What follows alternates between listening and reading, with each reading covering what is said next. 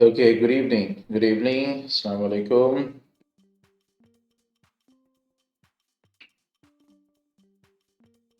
तो section A हम लोगों ने कवर किया था लास्ट यानी पहले पार्ट में, ठीक है। चलिए अब सेक्शन बी साइंस का कवर अप करते हैं। अब सेक्शन बी में क्या कह रहा है कि 8वां क्वेश्चन है, ठीक है, 3 मार्क्स का क्वेश्चन है। क्या बोल रहा है? Choose an element from period 3, यानी थर्ड पीरियड है। तो थर्ड पीरियड है, इसका मतलब कि 3 शेल्स होंगे। जो एलिमेंट्स हैं उनके इलेक्ट्रॉनिक कॉन्फ़िगरेशन में 3 शेल्स होंगे। तो अगर आप पहले ग्रुप से बात करें, फर्स्ट ग्रुप, ठीक है, तो उसमें means hydrogen, then helium, then lithium, ठीक है, फिर उसके बाद beryllium, boron, carbon, nitrogen, oxygen,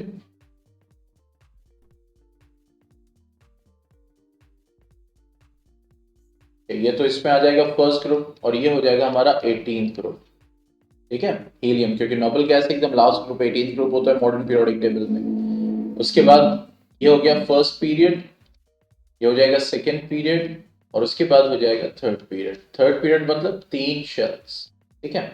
तो हम ये जानते हैं कि 18 ग्रुप, तो सेकेंड पीरियड में कौन आता है नोबल गैस में? नियॉन, यहाँ पे नोबल गैस में, ठीक है। तो lithium, then beryllium, boron, carbon, then oxygen, nitrogen, chlorine, neon, ठीक है। वालेकुम अस्सलाम। फिर उसके बाद sodium, then magnesium, aluminium, silicon, phosphorus, sulphur, chlorine, argon. ये थर्ड पीरियड के पूरे ये एलिमेंट्स हैं, क्योंकि ये तो वेरी शॉर्ट पीरियड होता है। फिर उसके बाद आते हैं शॉर्ट पीरियड्स, ठीक है। तो ये हमारा मीन्स कुछ मॉडर्न पीरियोडिक टेबल का अरेंजमेंट होता है। तो कह रहा है कि एक एलिमेंट ऐसा चूज करो पीरियड 3 का। पीरियड 3 का मतलब इस पीरियड का, ये, ठीक है, इस पीरियड का, जिसका जो डिस्क्रिप्शन मैच है वो मींस ये डिस्क्रिप्शन दिया हुआ है, तो इस डिस्क्रिप्शन के ऊपर वो मैच करे, ठीक है। Give reasons for your choice, अपने चॉइस के रीजन के बारे में बताइए। अब यहां पे देखो, जैसे यहां पे है it has the similar structure to diamond. तो हम ये जानते हैं डायमंड किसका बना होता है? कार्बन का। अब देखो इसमें इनडायरेक्टली तुमसे कार्बन की जो प्रॉपर्टीज होती हैं, जैसे कैटिनेशन हो गया, ठीक है, फिर उसके बाद टेट्रावैलेंसी हो गई, इसके बारे में। तो कह it has a similar structure to carbon, पहली चीज क्लियर। तो अगर हम गौर से देखें इसमें, जैसे अब यहाँ पे सोडियम हो गया, इसका इलेक्ट्रॉनिक कॉन्फ़िगरेशन 281 होगा। मैग्नीशियम का क्या होगा? 282। एल्युमिनियम का क्या होगा? 283। सिलिकॉन का क्या होगा? 284। फॉस्फोरस का क्या होगा? 285। सल्फर का क्या होगा? 286। ठीक है, क्लोरीन का क्या होगा? 287। ठीक है, तो सिमिलर स्ट्रक्चर टू कार्बन। तो अगर कार्बन के सिमिलर है तो जाहिर सी बात है वो कार्बन फैमिली को बिलोंग करेगा उसके। तो यहाँ पे कौन सा एलिमेंट हो गया? सिलिकॉन। ये भी हमारा अंदाजा है, क्योंकि यहाँ पे अगर कार्बन की बात करें तो उसका भी इलेक्ट्रॉनिक कॉन्फ़िगरेशन 24 है, और सिलिकॉन का यहाँ पे क्या हो गया? 284 है, यानी कि इसकी भी वैलेंसी 4 और इसकी भी वैलेंसी 4। ठीक है, तो हमारा अंदाजा है कि सिलिकॉन है। आगे बढ़ते हैं। It has same valency as lithium. ठीक है, लिथियम की जितनी वैलेंसी होती है उसकी वैलेंसी उतनी ही है। तो यहां पे अगर हम बात करें लिथियम, ठीक है, तो लिथियम का क्या होता है? That is 2 1। तो लिथियम की वैलेंसी कितनी हो गई? 1। और यहां पे अगर 284 यानी इसकी सिलिकॉन की बात करें और यहां पे क्लोरीन की बात करें, तो क्लोरीन की भी वैलेंसी यहां पे 1 है। तो ये जो सेकंड डिस्क्रिप्शन है, अच्छा अच्छा, थैंक यू थैंक यू, ठीक है, beryl, boron, carbon, nitrogen, oxygen, या, ठीक है, फ्लोरीन, या, थैंक यू कश्यप।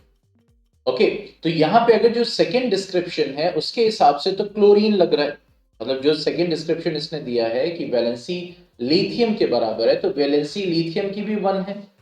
ठीक है। और यहां पे थर्ड पीरियड की अगर बात करें तो यहां पे 1 वैलेंसी क्लोरीन की है, ठीक है, और 1 वैलेंसी यहां पे सोडियम की भी है।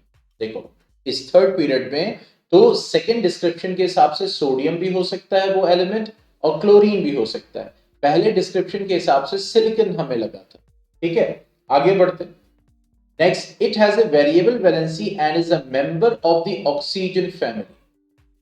ठीक है, यानी ग्रुप 16। तो ऑक्सीजन फैमिली, तो जैसा कि आप देख रहे हैं यहाँ पे, ये क्या है, ये ग्रुप कार्बन फैमिली है, ये नाइट्रोजन फैमिली ग्रुप है, ये ऑक्सीजन फैमिली है, ये फ्लोरीन फैमिली है, या फिर हेलोजन जिनको आप कहते हैं।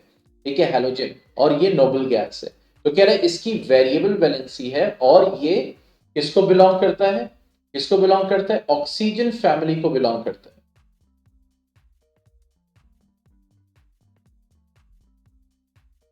अच्छा अच्छा, ओके ओके ओके, एक मिनट। देखो थोड़ा सा ट्विस्ट है, मैं इस क्वेश्चन को कुछ दूसरा समझा।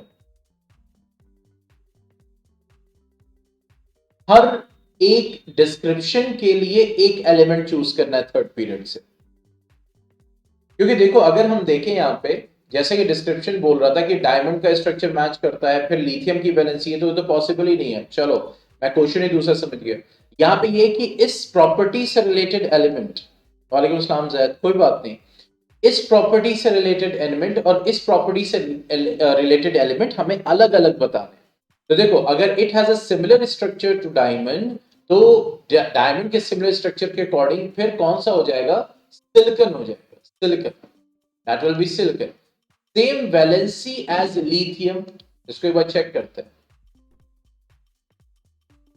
हाँ देखो यहाँ पे दिया हुआ है सिलिकॉन पहले वाले का, सोडियम दूसरे वाले का, और सल्फर तीसरे वाले का। गुड, ठीक है, मैं दूसरा समझ गया। तो मैं समझा कि वो एलिमेंट बताना है जिसमें तीनों प्रॉपर्टीज लाई करती है। ठीक है, तो देखो सेम वैलेंसी एज लिथियम, और रीजन भी हमें बताना है क्यों, क्योंकि जाहिर सी बात है इसकी भी, अगर सिलिकॉन की बात करें तो इसकी भी वैलेंसी कितनी है, 284। ठीक है, इसकी भी वैलेंसी कितनी है, सॉरी इसका इलेक्ट्रॉनिक कॉन्फ़िगरेशन क्या हो जाएगा, 284 सिलिकॉन का, और कार्बन का 24। तो टेट्राहेड्रल स्ट्रक्चर इसका भी होगा, टेट्रावैलेंसी इसकी पास भी होगी, यानी 4 है वैलेंस इलेक्ट्रॉन, और कोवेलेंट बॉन्डिंग शो करेगा लाइक कार्बन।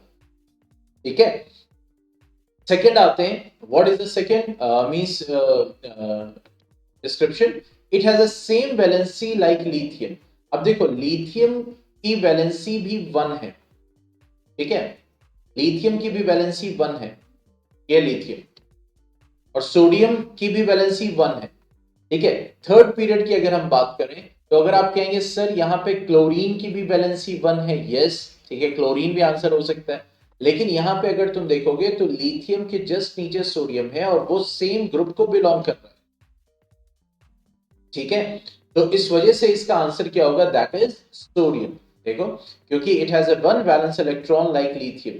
ठीक है, वैलेंसी क्लोरीन की भी 1 है यहाँ पे, लेकिन इसके पास जो वैलेंस इलेक्ट्रॉन है वो 7 है, और सोडियम के पास वैलेंस इलेक्ट्रॉन 1 है लिथियम की तरह, और वैलेंसी भी 1 काउंट होगी। तो इस वजह से इसका आंसर क्या होगा, सोडियम होगा। Coming to the next, it has a variable valency and is a member of oxygen family. तो अगर यहाँ पे देखा जाए तो ऑक्सीजन फैमिली तो थर्ड पीरियड को ही बिलोंग करना चाहिए, क्योंकि ये एलिमेंट थर्ड पीरियड का ही होना चाहिए। तो और कोई कंफ्यूजन नहीं है कि दूसरे एलिमेंट्स भी हो सकते हैं। तो अगर आप यहाँ पे देखिए ऑक्सीजन फैमिली है, तो इसके पास वेरिएबल वैलेंसी है, तो उसके जस्ट नीचे कौन लाई कर रहा है, सल्फर। ठीक है, तो इसका आंसर क्या होगा, सल्फर होगा। ठीक है, because it forms SO2 and SO3, तो सल्फर डाइऑक्साइड भी बनाता है, सल्फर डाइऑक्साइड भी बनाता है, तो इसकी वेरिएबल वैलेंसीज होंगी। मैं गलती से समझ बैठा था कि जो क्वेश्चन नंबर 8 है उसमें ये तीनों प्रॉपर्टीज उस एक एलिमेंट में मिलना चाहिए। वही मैं कह रहा हूं कि इतना वेरी कैसे कर रहा है, डायमंड की तरह स्ट्रक्चर होगा, फिर वैलेंसी लिथियम के जैसे, ऐसे कैसे पॉसिबल हो जाएगा। ठीक है, चलो क्वेश्चन नंबर 9 पे आते हैं। How many isomers are possible for the compound with the molecular formula C4H8। तो एकदम सिंपल सा क्वेश्चन है ये, देखो अब यहाँ पे कह रहा है C4H8, ये किस जनरल फॉर्मूला को बिलोंग कर रहा है, CnH2n, मतलब कि एल्कीन है। ये क्या है, एल्कीन है। तो ये जो C4H है ये क्या है, ब्यूटीन है, इट्स अ ब्यूटीन, ठीक है, इट्स अ ब्यूटीन। अगर how many isomers are possible for the compound with the molecular formula C4H8, ठीक है। Draw the electron dot structure of branch chain isomer. तो अब सिर्फ आपसे ये पूछा है कितने आइसोमर्स पॉसिबल हैं, और जो ब्रांच चेन आइसोमर होगा उसका उसका आपको क्या बनाना है, स्ट्रक्चर, यानी इलेक्ट्रॉन डॉट स्ट्रक्चर बनाना है। तो ब्यूटीन की अगर हम बात करें तो देखो 4 कार्बन हो गया पहला आइसोमर, देखो 4 1 2 3, क्योंकि ईन है तो इसका मतलब एक बॉन्ड इसमें हम क्या करेंगे, मींस डबल रखेंगे, ये हो गया। उसके बाद हम H लगा दिया हमने, इस पे 3 हाइड्रोजन आएंगे, इस पे सिर्फ 2 आएंगे क्योंकि बाकी 2 जो है दूसरे कार्बन से अटैच्ड है। इसके ऊपर एक कार्बन के ऊपर 2, ये देखो। अब आप कहेंगे सर इसके ऊपर कितना आएगा, तो इसके ऊपर एक ही हाइड्रोजन, क्यों, क्योंकि 2 और ये तीसरा बॉन्ड जो है, 3 बॉन्ड ऑलरेडी पहले से है तो सिर्फ एक बॉन्ड और आ सकता है। और अगर यहां पे बात करेंगे तो ये हो गया हमारा, दैट इज दिस, ठीक है। तो ये तो हो गया हमारा, दैट इज नॉर्मल ब्यूटीन, ठीक है, नॉर्मल ब्यूटीन ये हमारा हो गया, ठीक है, पहला आइसोमर। अब उसके बाद अगर हम बात करें उसके दूसरा आइसोमर की, तो यहां पे देखो दूसरा आइसोमर क्या पॉसिबल है, दिस वन, क्योंकि जो डबल बॉन्ड है ना, ये जो डबल बॉन्ड है ये भी क्या है, फंक्शनल ग्रुप है, याद करो बताया था, डबल बॉन्ड क्या है, फंक्शनल ग्रुप है, इसी की वजह से ये एल्कीन है, ठीक है। तो अब इस पोजीशन पे आ गया तो ये हो गया H H H, then H H H H और H, तो हमने कार्बन प्लेस कर दिया, तो ये हमारा क्या हो गया, मींस सेकेंड आइसोमर हो गया। तो देखो यहाँ पे अगर आप देखो तो मैंने क्या बताया था, नंबरिंग उस तरफ से करते हैं जिस तरफ से फंक्शनल ग्रुप को नंबर कम मिलता है। तो डबल बॉन्ड इधर इस कार्बन पे है, तो इधर से अगर काउंट करोगे तो देखो इस डबल बॉन्ड को क्या मिलेगा, 1 कार्बन मिलेगा, 2 3 4, तो इसका नाम क्या हो जाएगा, 1 ब्यूटी, ठीक है। अब यहां से अगर इधर से काउंट करोगे तो 1 2 3 4, तो इस कार्बन को कौन सा नंबर मिल रहा है, थर्ड। तो हम वो चूज करते हैं जहां पे फंक्शनल ग्रुप कम से कम नंबर मिले ना, वो वाला पैरेंट चेन चूज करते हैं, तो 1 ब्यूटीन हो गया। इसी तरह से इसे करेंगे तो 1 2 3 4, यानी इधर से डबल बॉन्ड को सेकेंड नंबर ही मिलने वाला है, ठीक है। तो ये हो जाएगा हमारा 2 ब्यूटीन, ठीक है, सेकेंड आइसोमर हो गया।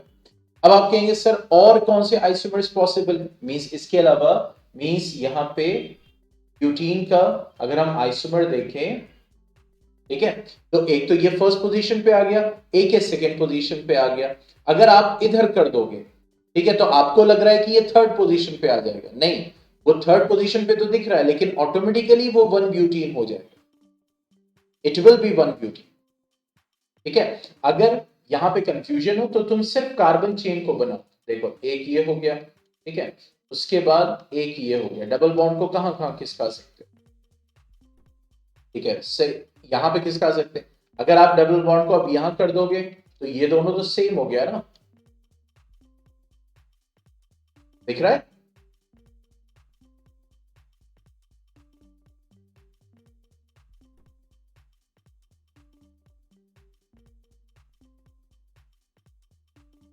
हाँ भाई,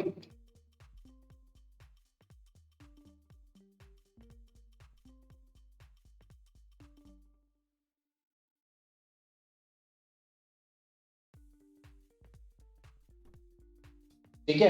तो अब क्या पॉसिबिलिटी है, देखो, तो इसका मतलब ये दोनों, तो एक तो ये हो गया, एक ये हो गया। और क्या कर सकते हैं, देखो मीन्स हम ऐसे इसको कर सकते हैं, इस टाइप से,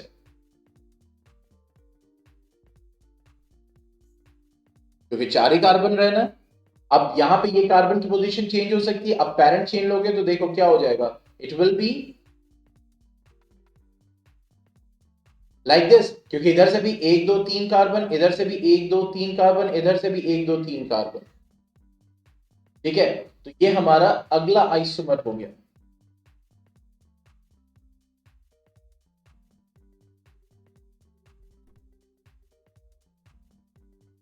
इस कार्बन पे 4 ही रहेंगे, क्योंकि यहाँ पे और कोई हाइड्रोजन नहीं रहेगा, क्योंकि 4 बॉन्ड्स ऑलरेडी इस कार्बन पे मौजूद है।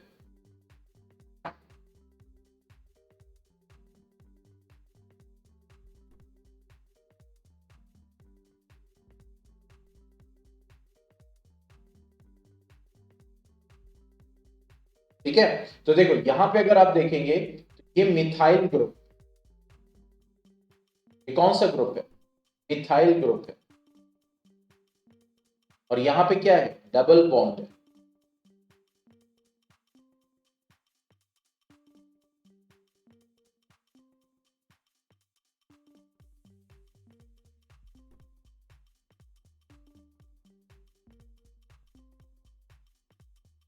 क्या यहां पे मेरे दिमाग में खटक रहा है बार बार, उन्होंने यहाँ ब्रांच चेयर का स्ट्रक्चर बनाया है, यहाँ पे डबल बॉन्ड शो करें CH2 with C, यहाँ पे ये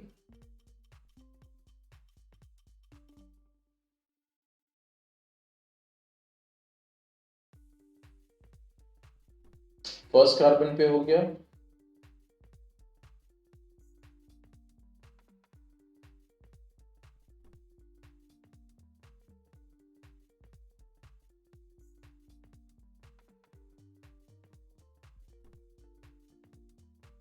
और तो वही रहेगी।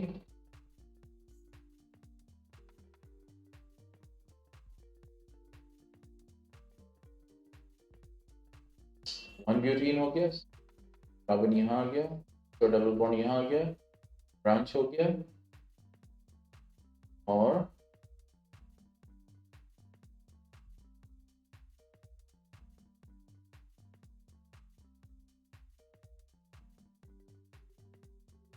वेट अ सेकेंड, मुझे डाउट है।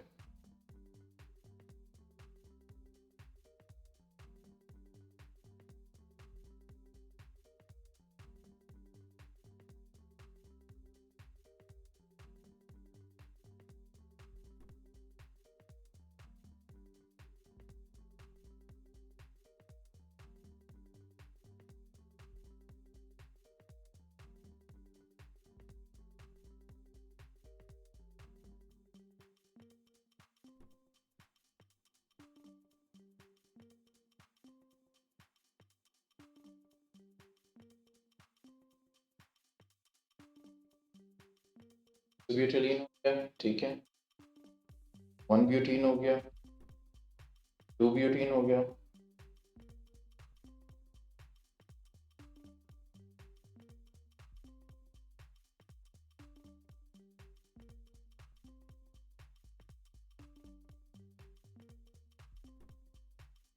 ये हो सकता है।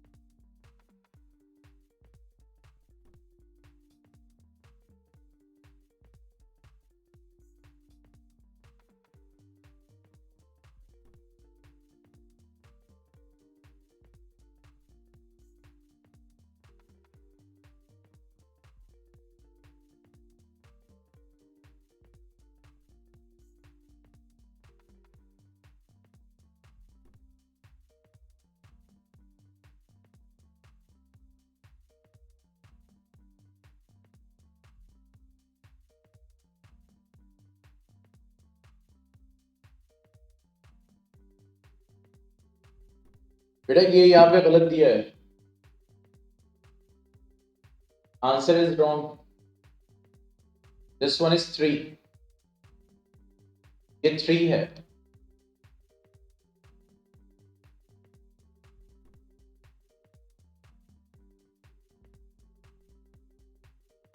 ठीक है, 3 आइसोमर्स बन सकते हैं जैसे कि मैंने आपको बताया।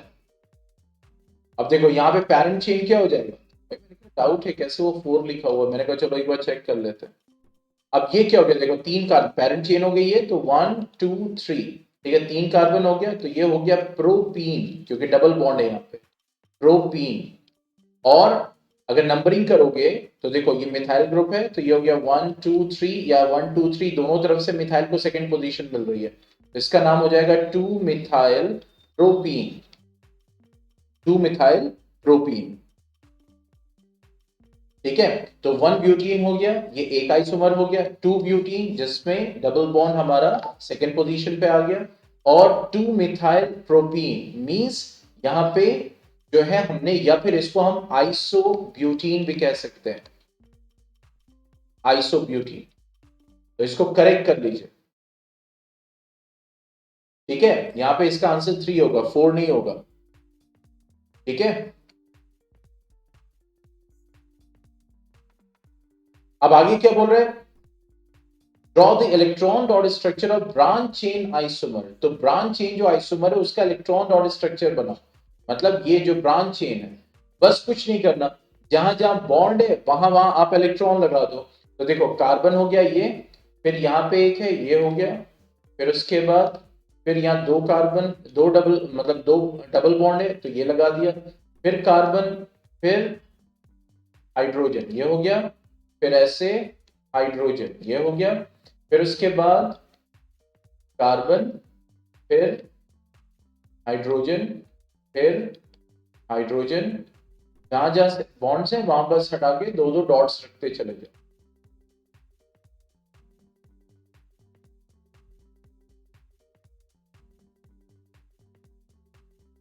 ठीक है, ये हो गया।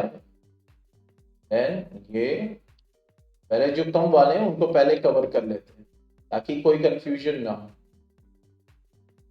ये हो गया, ये हो गया, ये हो गया, ये हो गया। अब कार्बन के अराउंड, तो देखो कार्बन के अराउंड 2 2 4 2 6 2 8, ये आठों इलेक्ट्रॉन इसके अराउंड कवर करेंगे। ठीक है, इस कार्बन के अराउंड 2 2 4 2 6 2 8, तो ये जो 8 इलेक्ट्रॉन है इनको कवर करेंगे।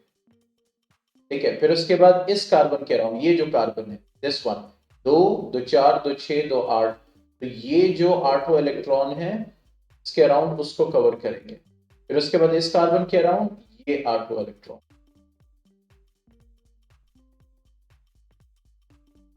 ठीक है, पॉइंट समझ में आ गया।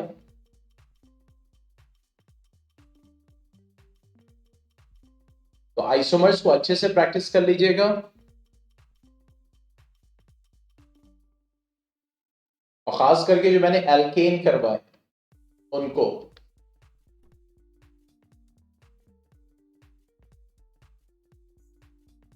ठीक है, चलो फिर आगे बढ़ते। अभी कह रहा how will you prove that C4H8 C5H10 are homologous. ठीक है, तो होमोलोगस मतलब जो होमोलोगस की प्रॉपर्टीज है उसको पूछ रहा है। तो C4H8 and C5H10 are homologous because they differ in CH2 group, क्योंकि अगर आप इसमें से इसको माइनस करोगे CH2 ग्रुप बचेगा। जो प्रॉपर्टीज होती है होमोलोगस की वही हमें यहाँ पे बतानी है, लेकिन इन दोनों के रेस्पेक्ट में बतानी है। दूसरा, दे डिफर इन 40 U मॉलिक्यूलर मास, वही प्रॉपर्टी होती है। They have the same functional group, इसके पास भी डबल बॉन्ड है और इसके पास भी डबल बॉन्ड है, and they follow the same general formula. C4H8 को भी हम CnH2n से रिप्रेजेंट कर सकते हैं, C5H10 को भी हम CnH2n से रिप्रेजेंट कर सकते हैं। That's it. ठीक है, तो यहाँ पे देखो क्या लिखा हुआ, एनी टू रीजंस, क्योंकि कितने मार्क्स का, 3 मार्क्स का है। ठीक है, तो एक तो स्ट्रक्चर हो गया पिछले वाले में, तो वो 1 मार्क का लिया गया स्ट्रक्चर, और हाफ मार्क इस आंसर के हैं, तो 1.5 मार्क्स का ये हो गया, प्लस उसके बाद आधा मार्क्स और आधा आधा यानी 2 प्रॉपर्टीज का। ठीक है, और यहाँ पे ये जो पूछ रहा था कि how will you prove that C4H8 and C5H10 are homologous, तो उसके लिए कि C4H10 C5 homologous as they differ in, तो ये लिखने का देखो यहाँ पे कितना लिया इन्होंने, हाफ मार्क्स लिया। ठीक है, तो इस तरीके से डिस्ट्रीब्यूशन होता है मार्क्स का, इस माइंड में रखिएगा अपने, ताकि आप आंसर्स को प्रॉपर्ली अटेम्प्ट कर सके और इररिलेवेंट लिखने की जरूरत ना पड़े, आपको ये ना लगे कि हमारा आंसर कम है। ठीक है, और लिखना चाहिए, और लिखना चाहिए। A carbon compound A having melting point 156 Kelvin, not 1, and boiling point 351 Kelvin with molecular formula C2H6O, यानी कि वो जो कार्बन कंपाउंड है उसका मॉलिक्यूलर फॉर्मूला है C2H6O। ठीक है, तो C2H6 अगर हम देखें मॉलिक्यूलर फॉर्मूला, अगर एल्केन्स की बात करें तो CnH2n+2 होता है, एल्कीन CnH2n होता है, CnH2n-2 होता है। दूसरे जो फंक्शनल ग्रुप्स मैंने आपको कराए थे अल्कोहल, एनॉल, वो सब एल्डिहाइड्स का, कीटोन्स का, कार्बोक्सिलिक एसिड्स का, वो सब अच्छे से रिवाइज कर लीजिएगा। ठीक है, तो C2H5O की अगर बात करें तो ये बताओ किस फंक्शनल ग्रुप में O आ रहा था? एक तो एल्डिहाइड में आ रहा था O, CHO, और एक अल्कोहल में आ रहा था OH, फिर उसके बाद COOH भी आ रहा था, तो या तो डबल O है, यहाँ पे सिंगल O है, तो ये कट गया। उसके बाद अगर हम देखें एल्डिहाइड्स का, तो एल्डिहाइड्स का क्या था? सबसे पहला मेंबर क्या होता था? HCHO। सबसे पहला मेंबर एल्डिहाइड्स का क्या था? HCHO, यही तो था, मिथेनोइक, सॉरी मिथेनल। और अगर अल्कोहल की बात करेंगे तो सबसे पहला मेंबर क्या था? दैट इज CH3OH, ये था मिथेनॉल और ये था मिथेनल, एक कार्बन। ठीक है, अगर आप यहां गौर से देखें तो ये C2H6O यानी सेकेंड, दो कार्बन है, दो कार्बन, तो इसका मतलब सेकेंड मेंबर यहां पे हो जाएगा CH3CHO, CH3CHO। तो दो कार्बन हो गए, C2, तीन हाइड्रोजन एक हाइड्रोजन, H4O हो जाएगा। तो इसका मतलब सेकेंड वाला जो मेंबर है मीथेनॉल, मिथेनल का यानी एल्डिहाइड का, वो C2H4O दे रहा है। लेकिन अगर आप अल्कोहल का सेकेंड मेंबर लेंगे तो वो हो जाएगा, क्योंकि वो क्या था? CnH2n+1OH, जनरल फॉर्मूला, तो C2H5OH। तो अगर आप कार्बन लेंगे तो दो हो जाएगा, हाइड्रोजन पांच और एक कितना हो गया? 6, और एक ऑक्सीजन। तो सेकेंड मेंबर जो है वो इस जनरल फॉर्मूला को बिलोंग कर रहा है। तो इसका मतलब बेसिकली ये जो है ये क्या है? C2H5OH, दैट इज इथेनॉल है, इथेनॉल है। ठीक है, अब यहां पे अगर हम बात करें तो देखो ये उसकी प्रॉपर्टी के बारे में बात की, soluble in water in all proportions. तो identify A and draw its electron dot structure. तो ए को आइडेंटिफाई करना है, तो हमने आइडेंटिफाई कर लिया, ये इथेनॉल है C2H5OH। तो अब यहां पे अगर हम इसका स्ट्रक्चर लिखेंगे तो एक तो ये देखो C2 हो गया, ठीक है। उसके बाद ये जो O होता है ना, मतलब देखो यहाँ पे एक हाइड्रोजन इस कार्बन से हो गया, पे लगा दिया, इस पे लगा दिया, एक हाइड्रोजन इस पे लगा दिया, इस पे लगा दिया। अब जो OH होता है ना, ये O जो एसोसिएट होता है इस कार्बन से होता है। ठीक है, फिर उसके बाद आता है हमारा H। ठीक है, तो अब ये हमारा, अब आप कहेंगे सर ऑक्सीजन में सिर्फ क्यों? क्योंकि देखो ऑक्सीजन की अगर आप बात करो तो ऑक्सीजन का एटॉमिक नंबर कितना होता है? ऑक्सीजन का एटॉमिक नंबर कितना होता है?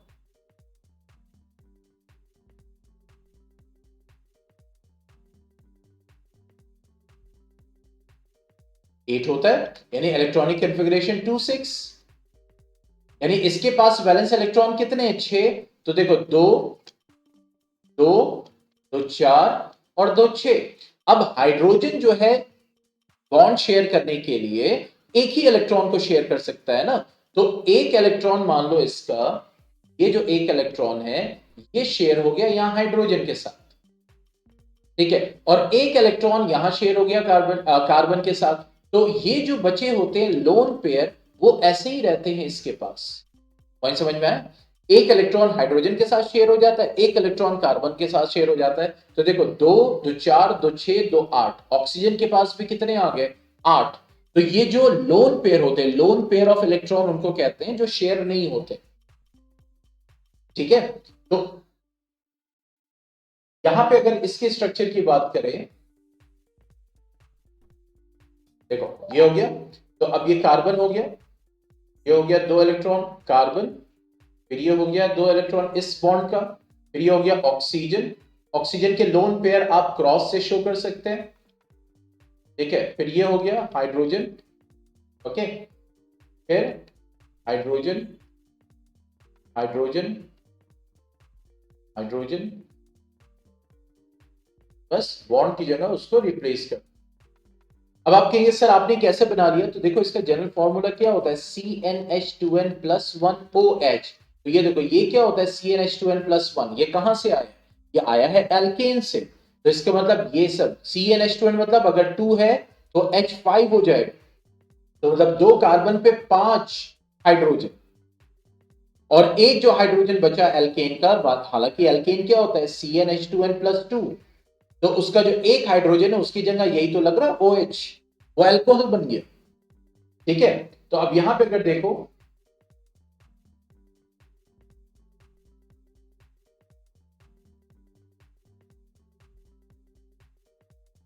ये हो गया और ये हो गया, फिर उसके बाद इस कार्बन के अराउंड 8 इलेक्ट्रॉन, इस कार्बन के अराउंड 8 इलेक्ट्रॉन, और इस ऑक्सीजन के अराउंड 8 इलेक्ट्रॉन।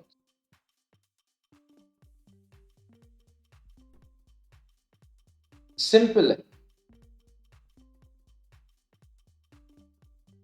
तो इसीलिए एक्स्ट्रा प्रैक्टिस में, क्योंकि बहुत टाइम है आप लोग के पास, तो जो फंक्शनल ग्रुप्स हैं, जो हम लोगों ने फंक्शनल ग्रुप्स स्टडी किए थे, तो उसके जो इलेक्ट्रॉन डॉट स्ट्रक्चर है, मान लो क्या, फॉर एग्जांपल अगर आप बात करेंगे इसकी, दैट इज अल्कोहल की, तो मिथेनॉल हो गया, तो मिथेनॉल का स्ट्रक्चर बनाइए, उसका इलेक्ट्रॉन डॉट स्ट्रक्चर बनाइए।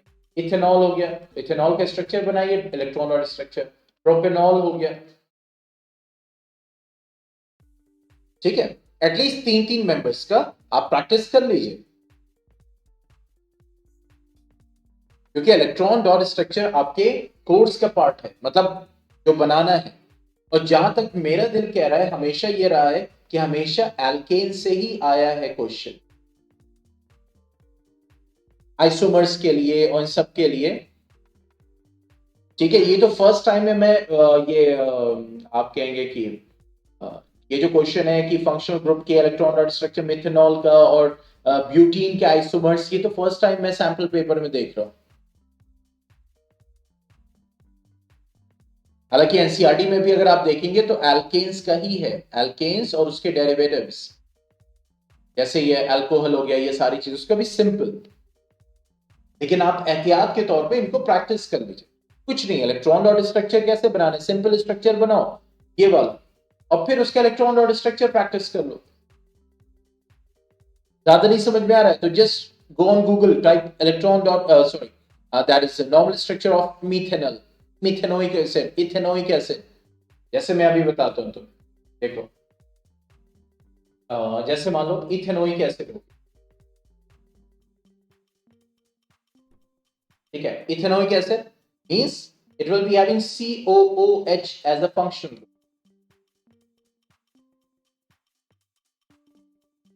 ठीक है, और इथेनोइक एसिड मींस 2 कार्बन, तो एक कार्बन तो COH का हो जाएगा, एक कार्बन आपका जो एल्काइल ग्रुप का होगा, तो ये हो गया हमारा इथेनोइक एसिड CH3COOH, ये हो गया इथेनोइक एसिड। तो सिंपल, अब ये कार्बन है, इसके अराउंड ये 3 हाइड्रोजन हो जाएंगे। ठीक है, अब ये कार्बन हो गया, अब COH ग्रुप, हालांकि ये देगा नहीं, मैं बस कह रहा हूं कि प्रैक्टिस कर लो एहतियातन। ठीक है, तो ये हो जाएगा डबल बॉन्ड O, और ये O and then H, like this.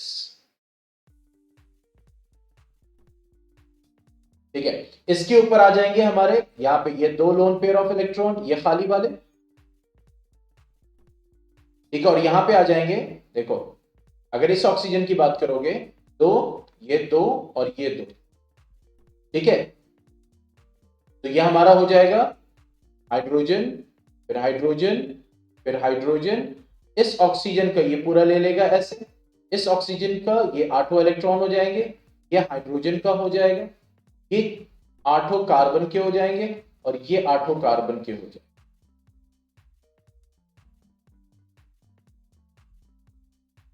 ठीक है, तो मैं कह रहा हूं कि on a safer side just practice it, got the point.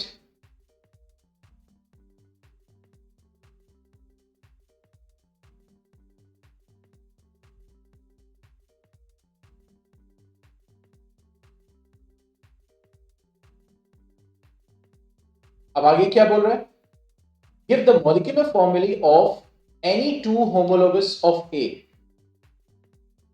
ठीक है, molecular formula of any two homologous, तो C2H5OH है, इसका होमोलोगस क्या होगा, C3H7OH हो जाएगा, इसका होमोलॉग होगा। C4 मींस C4H9OH हो जाएगा। तो बस उसके होमोलोगस जो होमोलॉग्स होंगे उसके आपको मॉलिक्यूलर फॉर्मूला देना है, दैट्स इट।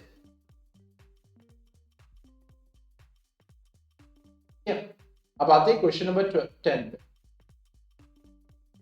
क्या बोल रहे हैं, two pea plants one with round yellow seeds, देखो ये होमोजाइगस है राउंड येलो के लिए, अनदर विद रिंकल्ड, यानी ये होमोजाइगस है रिसेसिव कैरेक्टर के। Seeds produce F1 progeny that have round yellow seeds. तो F1 जनरेशन में हमें पता है सारे के सारे राउंड येलो होते हैं, ठीक है, means and they are heterozygous.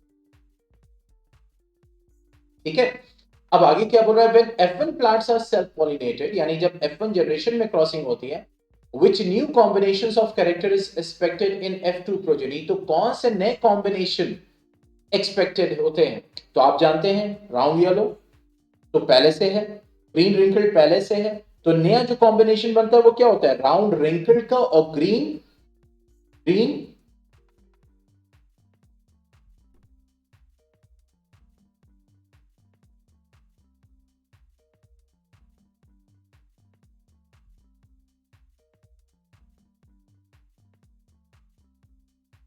देखो राउंड येलो सीड और green wrinkled seed, F1 generation में सब के सब क्या आते हैं, राउंड येलो। अब जब राउंड येलो को राउंड येलो से क्रॉस कराएंगे, ये क्या, ये होता है और ये होता है, इसकी बात कर, ठीक है, तो इसमें राउंड येलो भी सीड मिलेंगे और रिंकल्ड ग्रीन भी रहेंगे। तो नए कॉम्बिनेशन कौन से मिलते हैं, ठीक है, राउंड के साथ ग्रीन मिलता है, यानी राउंड ग्रीन सीड, और रिंकल्ड के साथ येलो। ये तो सीखा था लॉ ऑफ इंडिपेंडेंट असॉर्टमेंट में, ठीक है। तो यहां पे कह रहा हाउ मेनी, ये कह रहा which new combinations are possible. तो अगर इस क्वेश्चन को देखोगे तो round green and wrinkled yellow, वही जो नए कॉम्बिनेशन बन रहे हैं, क्योंकि राउंड येलो और रिंकल्ड ग्रीन तो पहले से ही पेरेंट है। नया कौन सा कॉम्बिनेशन हमें F2 प्रोजेनीज में दिखता है, वो ये दिखता है, ठीक है। और यहीं पे हम उसका रेशियो भी बनाते हैं 9:3:3:1 फिनोटिपिक रेशियो, और जीनोटिपिक रेशियो क्या बनाते हैं 1:2:1:2:4:2:1:2:1। ओके, तो यहां पे सबसे पहले हमने आंसर दिया तो उसके हाथ में मिले। अब कह रहा है how many seeds with these new combinations of character will be produce when a total 160 seeds are produced in F2 generation, explain with reason. तो कह रहे कितने सीड्स जो हैं इस नए कॉम्बिनेशंस के होंगे, कितने सीड्स, अगर टोटल 160 सीड्स जो है प्रोड्यूस हो रहे हैं F2 जनरेशन में। तो जैसा कि मैंने आपको बताया था कि जो हम जनरेशन मींस लिखते हैं वो क्या होता है, वो सीड्स ही तो होती हैं, आप उनको सो करेगा तो उसी में से तो प्लांट निकलेगा, ठीक है। तो टोटल सीड्स कितनी है, 160 सीड्स है। अब इसमें राउंड येलो का 9:, राउंड ग्रीन का 3, देन रिंकल्ड ग्रीन का 3, then wrinkled yellow, wrinkled yellow का 3, और रिंकल्ड ग्रीन का क्या रेशियो हो जाएगा 1। तो अब इस 160 को आपको 9:3:3:1 के रेशियो में डिवाइड करना है। पॉइंट समझ में आ गया,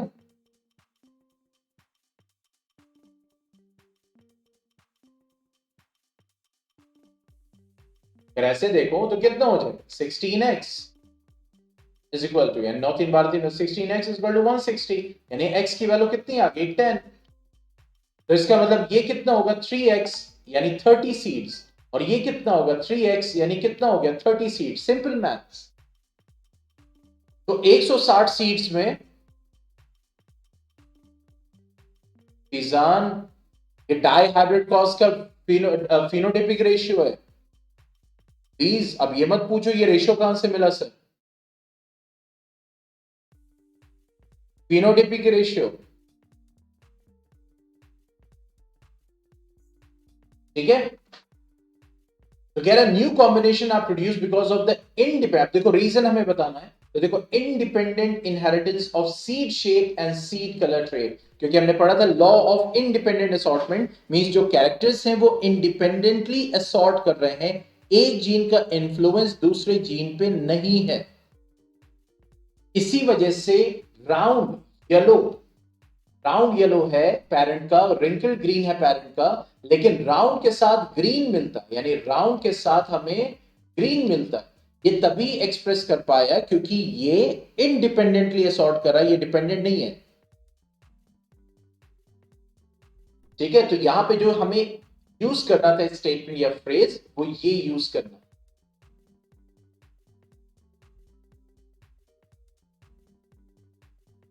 चलो नेक्स्ट पे आते हैं। क्वेश्चन 11 में क्या बोल रहा है, it would cost a man rupees 3 पैसा two by 1 kilowatt hour of electrical energy from the main electricity board. तो ये इलेक्ट्रिकल एनर्जी वाला जो है वो क्वेश्चन है, और आप ये जानते हैं कि जब भी हम, क्योंकि 1 यूनिट जो होता है बिजली का वो 1 किलोवाट आवर के बराबर होता है, ठीक है, 1 किलोवाट आवर के बराबर होता है, ठीक है। और एनर्जी जो होती है वो क्या होती है, पावर इनटू टाइम। तो जब हम कमर्शियल यूनिट की बात करते हैं तो टाइम को किस में हम लेते हैं, आर में लेते हैं, और पावर को किस में लेते हैं, किलोवाट में लेते हैं, ठीक है। तो क्या बोल रहा है, यहां पे कह रहा है कि अगर आप 1 यूनिट बिजली खर्च करोगे तो आपको 3.5 रुपए की पड़ेगी, ठीक है।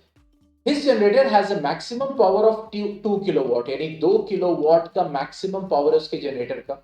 The generator produces energy at this maximum power for 3 hours, यानी 3 घंटे तक जो जनरेटर है वो पावर को, यानी वो एनर्जी को प्रोड्यूस कर रहा है। और एनर्जी का क्या रिलेशन होता है, अभी मैंने बताया power into time, okay. Calculate how much it would cost to buy the same amount of energy from the main electricity board। तो आपके पास एक जनरेटर है, आप जनरेटर 3 घंटे तक चलाते हैं और वो जो जिस पावर पे वर्क कर रहा है जनरेटर वो 2 किलोवाट है। तो ये कह रहा है कि जितनी एनर्जी इस जनरेटर ने 3 घंटे में प्रोड्यूस की है वो एनर्जी फिर आप यूज करते हैं, इलेक्ट्रिकल एनर्जी आप यूज करते हैं। तो कह रहा है कि वही एनर्जी अगर आपको इलेक्ट्रिसिटी बोर्ड से खरीदनी पड़े तो आपको कितने की पड़े, ठीक है। तो पहले ये देखें कि एनर्जी कितनी खर्च हुई है, तो यानी एनर्जी कितनी जनरेट हुई है, तो energy is equal to power into time, यहां इसी को यूज कर लेते हैं। Energy is equal to power into time as you can see, ठीक है। तो कितने घंटे तक, 3 घंटे तक चला, क्या पावर था, जैसा मैंने बताया कि एनर्जी क्या होता है, पावर इनटू टाइम, और जो आपका पावर होता है और टाइम होता है, जब हम कमर्शियल यूनिट की बात कर रहे होते हैं तो आप उसको आर में, पावर को किलोवाट में लेते हैं। तो देखो कितने किलोवाट आर एनर्जी प्रोड्यूस हुई, कितने किलोवाट आर, 6 किलोवाट आर, मतलब कितनी यूनिट प्रोड्यूस करेगा, 6 यूनिट, यानी 3 घंटे में जनरेटर 6 घंटा उसका जो है, सॉरी 6 यूनिट प्रोड्यूस करेगा, ठीक है। और ये यूनिट क्या होती है, इसकी एक एनर्जी होती है, इसकी वैल्यू भी होती है जूल में, क्या वैल्यू होती है, one unit is equal to 1 kilowatt hour, which is equal to 3.6 into 10 to the power 6 joule। यानी ये जो 1 यूनिट हम बोलते हैं, मैंने कहा कि हमारे घर में 1 यूनिट बिजली खर्च हुई है, तो 1 यूनिट का मतलब हमने 3.6 into 10 to the power 6 joule of energy को खर्च किया। तो ये सब कन्वर्जन किए गए थे इजी कैलकुलेशन के लिए, ठीक है, और आसानी से जो है कैलकुलेशन किया जा सके, पेमेंट लिया जा सके। तो यहाँ पे वही चीज है कि energy is equal to power into time, तो 6 किलोवाट आवर मतलब 6 यूनिट बिजली प्रोड्यूस हुई है। तो यही बिजली अगर हमें खरीदनी पड़ेगी इलेक्ट्रिसिटी बोर्ड से, तो 6 इंटू 3.5 करेंगे तो हमें 21 रुपए पे करने पड़ेंगे बिजली बोर्ड। देखिए थोड़ा हाइपोथेटिकल डेटा, इतनी तो होती नहीं ज्यादा, इतनी महंगी बिजली है क्या बताए।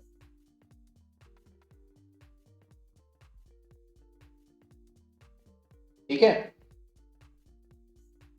अब आगे बढ़ते हैं। सेकेंड पार्ट क्या बोल रहा है, a student boils water in an electric kettle for 20 minutes. एक स्टूडेंट है वो इलेक्ट्रिक केटल में 20 मिनट तक वाटर को बॉईल करता है। Using the main supply, same main supply, he wants to reduce the boiling time of water. यानी वो चाहता है इस वाटर का बॉइलिंग टाइम वो कम करे, क्योंकि बॉइलिंग टाइम अगर ज्यादा होगा तो उतनी बिजली खर्च होगी और उसको ज्यादा पे करना पड़ेगा। तो ये कह रहे to do so he should he increase और decrease the length of the heating element.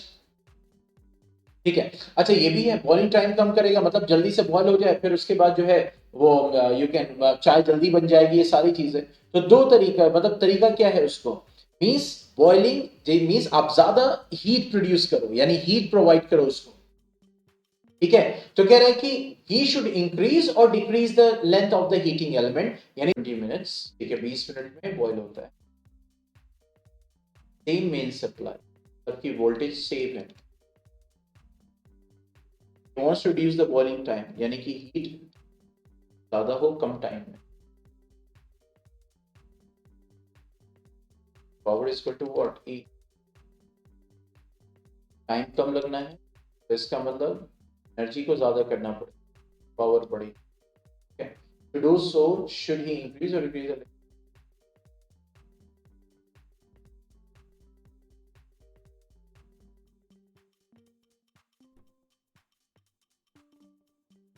मैं ज्यादा लूंगा।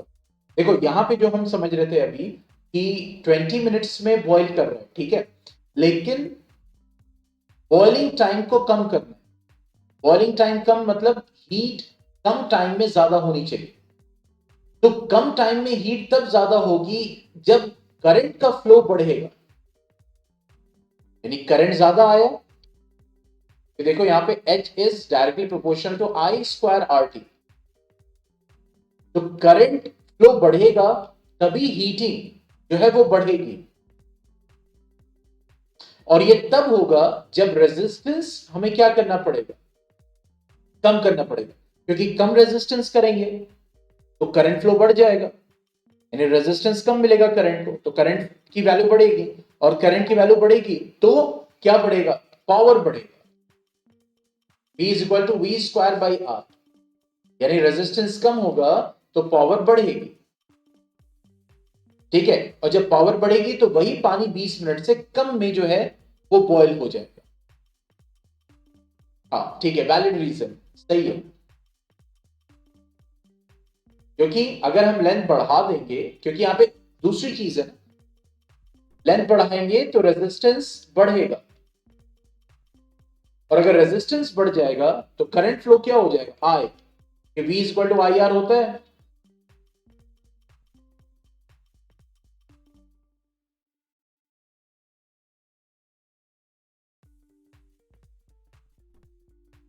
हाँ हाँ, लेकिन यहां पे ये कह रहा है ना, देखो using the same main supply, supply same है, 220 वोल्ट है तो 220 वोल्ट ही सप्लाई हो रहा है।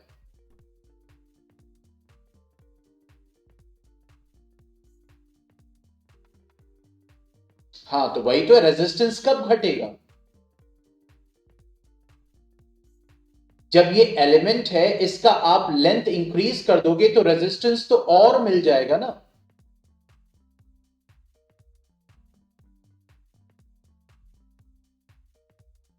मैं समझ रहा हूं, आप ये कह रहे हो कि रेजिस्टेंस मिलेगा तभी तो हीटिंग होगी।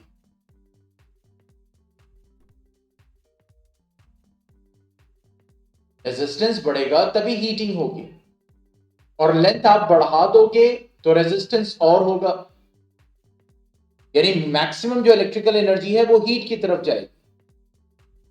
लेकिन जब आप वोल्टेज को यहां पे सेम रख रहे हो, क्योंकि ये रिलेशन है power is equal to V square by are,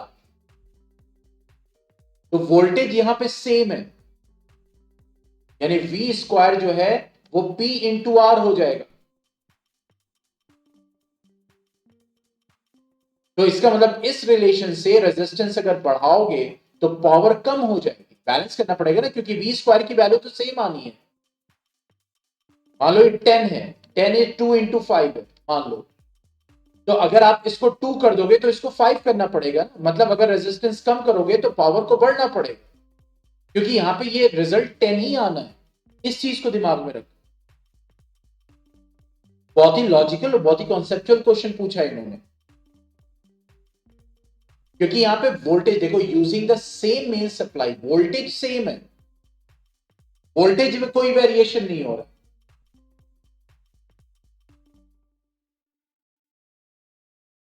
वही समझ में आया?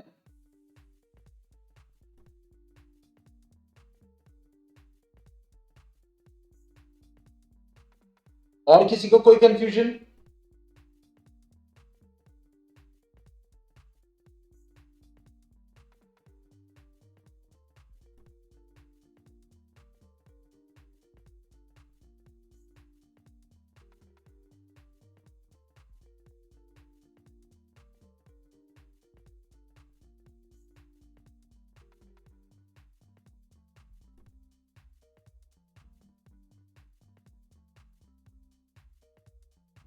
ठीक है, अब आगे बढ़ते हैं नेक्स्ट।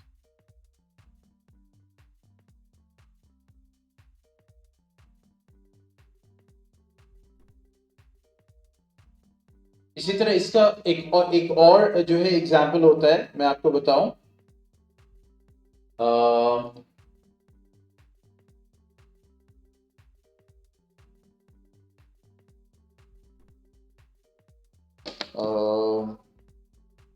बताता हूं।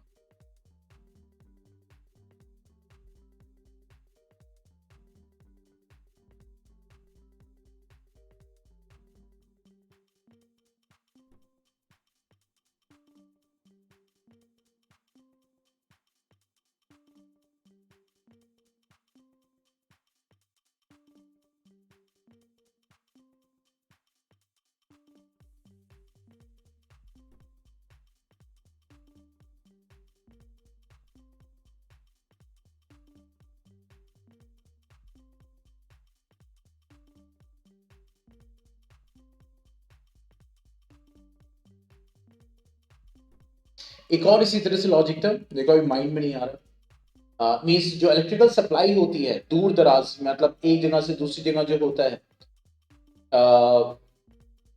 एक क्वेश्चन भी उसके ऊपर था, that occurs that is done at low voltages।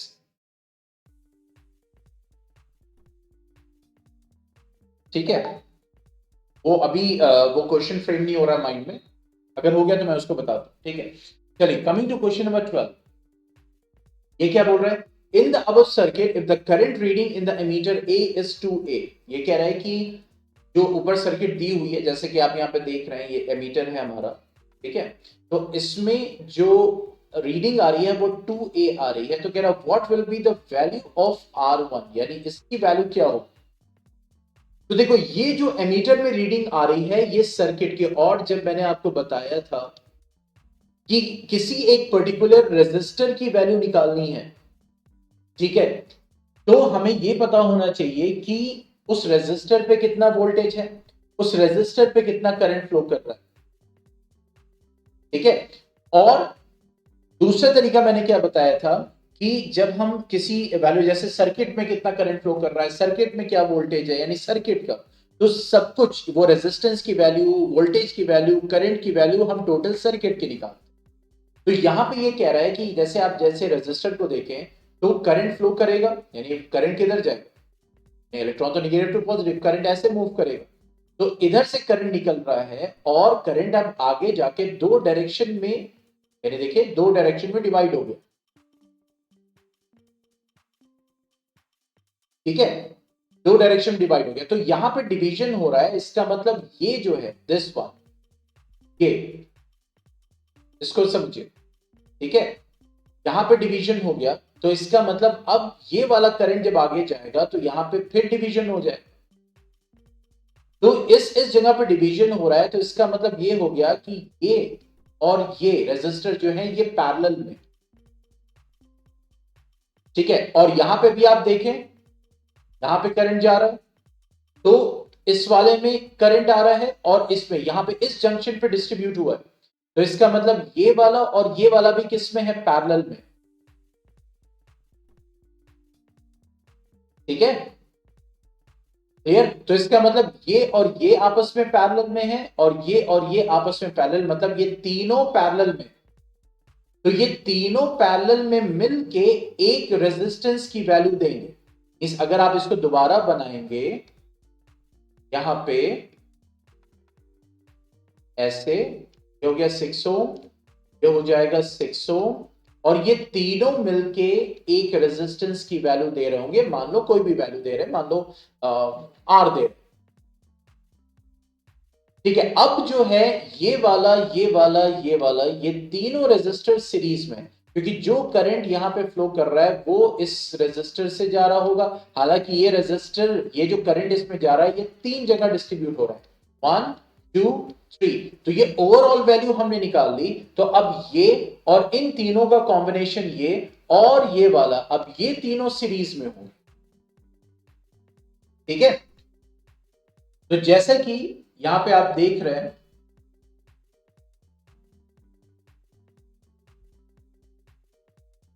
देखो अब यहां पे बोल रहे हैं 5 ओम 10 ओम इन R1 आर इन सीरीज,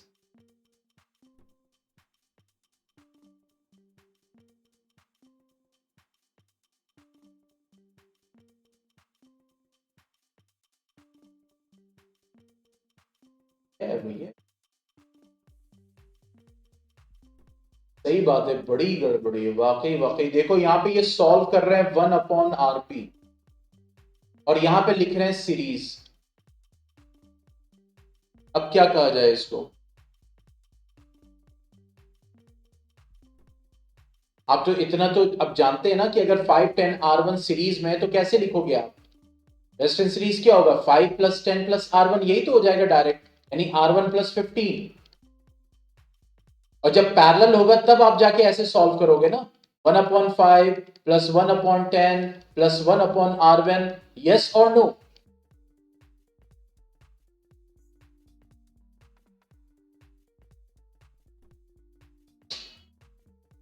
सही बात है, वाकई स्टूडेंट्स जो खुद से कर रहे होंगे वो कितना कंफ्यूज हो रहे होंगे, अगर वो किसी कोचिंग या किसी से एसोसिएटेड होंगे तब तो, नहीं तो वो सब देख के तो बड़ा कंफ्यूज हो जाएगा, उनका कॉन्सेप्ट ही एकदम चेंज हो जाएगा।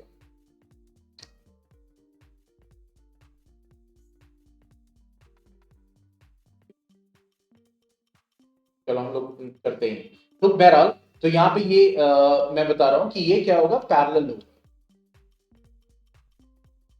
This one will be parallel, क्योंकि यहाँ पे ये जो 5 ओम है, ये 5 ओम 10 ओम और R1 ये पैरेलल में होगा, क्योंकि यहां पे क्या हो रहा है, जंक्शन की वजह से करंट डिस्ट्रीब्यूट हो जा रहा है, और जहां पे करंट डिस्ट्रीब्यूट होगा और उस पाथ में जो रेजिस्टर्स होंगे, यानी यहां पे करंट और यहां पे करंट अब डिस्ट्रीब्यूट हो गया, मान लो यहां से आ रहा था I, यहां पे आया I1 और यहां आया I2, तो अब इस पाथ में जो जो रेजिस्टर होंगे वो आपस में पैरेलल हो जाए, ठीक है। तो इस वजह से यहां पे 1/5 इसको सॉल्व किया गया, तो देखो कितना आ रहा है, 1/RP आया है, आप सॉल्व करें, सिंपल कैलकुलेशन है, तो कितना आया, 3R1 + 10/10R1, ये आया है 1/RP।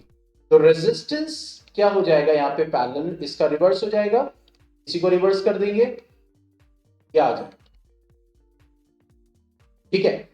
अब देखो जब ये आ जाएगा यहाँ पे, जैसे मैंने बताया ये तीनों पैरेलल में है, तो अब ये जो 6 ओम है और ये जो अभी तीनों पैरेलल में, ये 6 ओम और ये 6 ओम, और ये जो तीनों पैरेलल हैं ये तीनों मिलके कितना दे रहे हैं रेजिस्टेंस, ये, ठीक है। तो ये तीनों अब सीरीज में हो जाएंगे, और सीरीज में क्या होता है कि हम डायरेक्ट सम करते हैं, ठीक है। तो कितना हो जाएगा, 6 + 6 + RP, तो देखो रेजिस्टेंस इक्विवेलेंट कितना हो जाएगा, 12 + 10R1 अपॉन 3R1 + 10, ये तो आ गया, ये क्या आ गया पूरा, ये आ गया आपका पूरी सर्किट का रेजिस्टेंस, पूरी सर्किट का रेजिस्टेंस। ठीक है, ये जो हमारी बैटरी थी, फिर उसके बाद ये तीनों मिलके इस पूरी सर्किट का रेजिस्टेंस आ गया, वो ये आ गया। ठीक है, तो पूरी सर्किट का रेजिस्टेंस, ये फॉर्मूला क्या होता है, V is equal to I R. तो V is equal to I R में क्या हो जाएगा, voltage in the circuit is equal to current in the circuit into resistance in the circuit. ठीक है, तो अब यहां पे अगर आप सर्किट में देखें तो क्या बोल रहा है, करंट कितना है, 2 एम्पियर। कितना है, दैट इज 2 एम्पियर। सी वैल्यू कितनी है करंट की, इस पूरे सर्किट में यहां से जो करंट निकला है वो कितना निकला है, 2 एम्पियर। वो आगे चल के डिस्ट्रीब्यूट हो गया डिपेंडिंग ऑन रेजिस्टेंस। रेजिस्टेंस कम होगा तो उस पाथ में, उस तार में करंट ज्यादा जाएगा, रेजिस्टेंस ज्यादा होगा तो उस पाथ, उस तार में करंट कम जाएगा। लेकिन जब ये सब आके फाइनली यहां पे मर्ज कर जाएंगे तो फिर से सर्किट में कितना ट्रेवल करेगा, 2 एम्पियर। तो 2 एम्पियर जो है सर्किट का करंट है, तो यहां पे V is equal to I R में क्या हो जाएगा, V देखो ये हो गया, I की जगह 2 हो जाएगा। ठीक है, क्लियर, नहीं 2 एम्पियर ही तो है।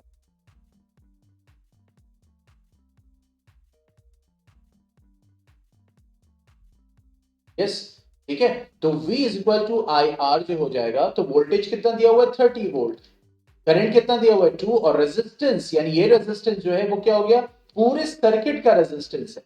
क्यों ये पूरे सर्किट का रेजिस्टेंस है, क्योंकि वोल्टेज भी हम सर्किट का ले रहे हैं और करंट भी सर्किट का ले रहे हैं, तो यहां जो रेजिस्टेंस आएगा वो भी पूरे सर्किट का आएगा। तो रेजिस्टेंस कितना आया यहां पे, दैट इज 15 ओम। ठीक है, तो अब इस 15 ओम को देखो, अब यहां पे रेजिस्टेंस निकाल रहे हैं और यूनिट एम्पियर लिख रहे हैं, कितना ब्लंडर कर रहे हैं वाकई। ठीक है, तो अब ये आ गया 15 ओम, और उसके बाद जो हमने ये कैलकुलेट किया था, दैट इज 12 प्लस 10, यानी 12 plus 10 R1 upon 3 R1 plus 10। तो अब इसको सॉल्व कीजिए और आप R1 की वैल्यू कैलकुलेट कर लीजिए, दैट इज 10 ओम। तो इस कॉन्सेप्ट को हमेशा याद रखिएगा, जब भी किसी एक पर्टिकुलर मींस, यहां पे जैसा कि आप देख रहे हैं कि इसमें पूरा सर्किट एक दिया हुआ है और रेजिस्टेंस की वैल्यू दी हुई है, पूरे सर्किट का करंट है, पूरे सर्किट का वोल्टेज दिया हुआ है यहां पे, तो और इसका हमें रेजिस्टेंस निकालना है। तो अगर इस रेजिस्टर का रेजिस्टेंस निकालना है तो इस रेजिस्टर का आपके पास करंट होना चाहिए और इस रेजिस्टर का आपके पास वोल्टेज होना चाहिए। तो दोनों आपके लिए अभी पॉसिबल नहीं है, क्योंकि ये जो रेजिस्टर है इसी सर्किट का पार्ट है।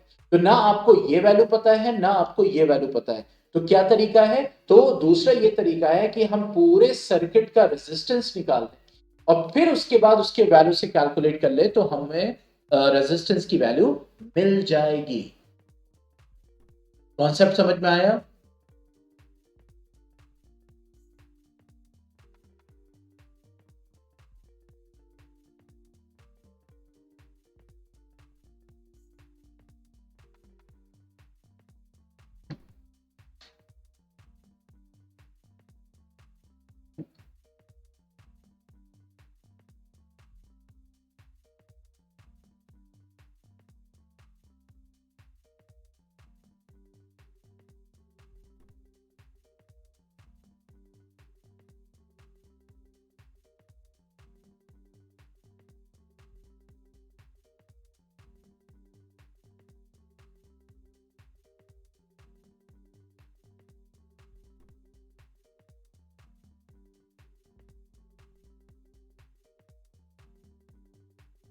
ठीक है, अब इस क्वेश्चन में क्या है, calculate the total resistance of the circuit, पूरे सर्किट का रेजिस्टेंस निकालिए, फिर उसके बाद टोटल करंट निकालिए सर्किट का, वही जो अभी डिस्कस कर रहे थे।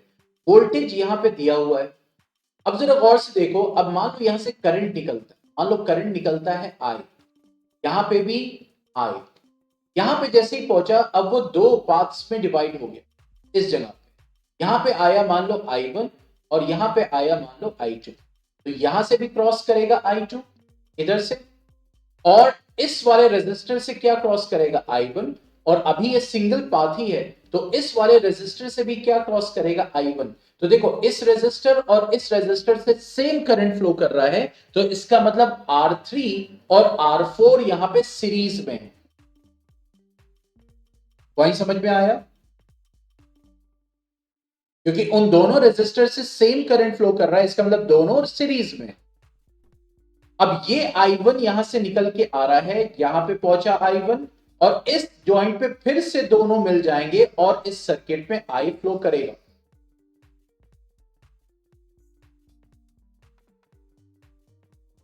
ठीक है, तो पूरे सर्किट का रेजिस्टेंस निकालना है, तो R3 R4 किस में है? ये हमारी बैटरी हो गई, ये हमने बनाया R1, ठीक है, ये बनाया हमने R2 को कनेक्ट कर दिया। अब ये और ये सीरीज में है, तो सीरीज में हम रेजिस्टेंस को डायरेक्ट ऐड करते हैं, तो 6 + 4 कितना हो जाएगा 10, तो यहां पे आ जाएगा 10 ओम। ये हो गया 7 ओम और ये हो गया हमारा 10 ओम। ठीक है, अब देखो ये और ये दोनों पैरेलल में है, क्योंकि जो करंट यहां पे आ रहा है अब डिस्ट्रीब्यूट हो गया, तो इस रेजिस्टर से अलग करंट फ्लो कर रहा है, इस रेजिस्टर से अलग करंट फ्लो कर रहा है। इसका मतलब ये दोनों रेजिस्टर जो हैं, अब आप कहेंगे क्या वैल्यू मींस अलग अलग होगी, क्योंकि रेजिस्टर सेम है। पॉइंट को समझिएगा, तो चूंकि यहां पे जो करंट आ रहा है, क्योंकि यहां पे रेजिस्टेंस की वैल्यू सेम है, तो करंट जो है वो इन दोनों रास्तों से सेम ही फ्लो करेगा, सेम अमाउंट का फ्लो करेगा, लेकिन डिस्ट्रीब्यूशन यहां पे हो चुका है। तो डिस्ट्रीब्यूशन अगर हो चुका है तो इसका मतलब ये हो गया कि ये दोनों पैरेलल है। ठीक है, तो दोनों जब पैरेलल है तो 10 ओम 10 ओम, तो ये हो जाएगा 1/RP is equal to 1/10 plus 1/10, तो ये हो जाएगा 2/10, दैट मींस 1/5। ठीक है, तो आरपी कितना हो जाएगा 5। तो ये दोनों रेजिस्टर मिलके कितना देंगे, एक तो ये हो गया, और ये दोनों मिलके 5 ओम दे रहे हैं, 5 ओम, और ये हो गया 7 ओम। अब ये 7 ओम और 5 ओम सीरीज में,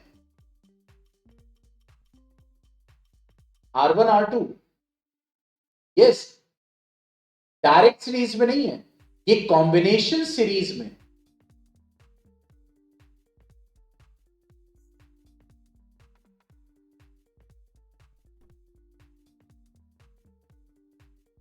ठीक है,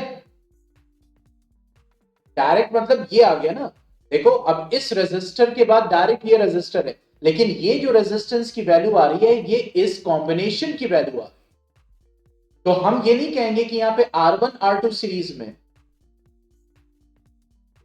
बेहतर नहीं होगा कहना, क्योंकि यहां पे ये वाला रेजिस्टर और ये दोनों सीरीज में था, इन दोनों ने एक वैल्यू दी, फिर ये और ये पैरेलल में आया, जो ये पूरे तीनों का मिल के यहां पे 5 ओम आ रहा है ना, तीनों रेजिस्टर का कैलकुलेट करके 5 ओम आ रहा है। तो अब ये वाला रेजिस्टर और ये जो कॉम्बिनेशन है ये पूरा सीरीज में है। नहीं तो अगर हम ये इसको अकेले करते तो हम 7 और 10 यहां पे 17 पहले कर देते, जो कि गलत होता।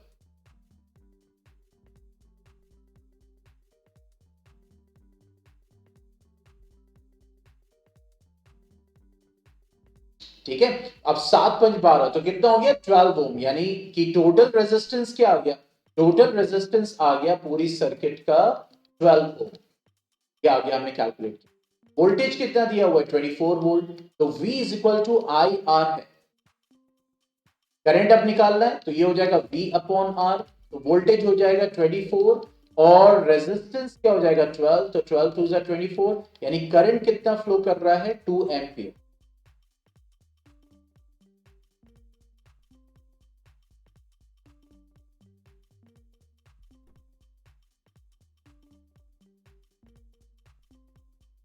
क्या